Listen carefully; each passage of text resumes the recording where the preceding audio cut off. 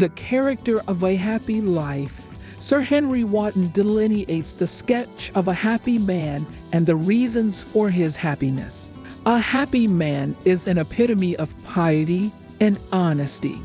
He is never wavered by flattery and oppression, and his rules are the first priority for him.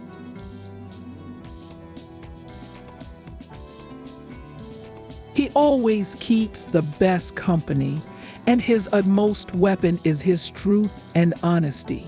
His fortitude is not his house money or belongings, rather his character is the most significant thing.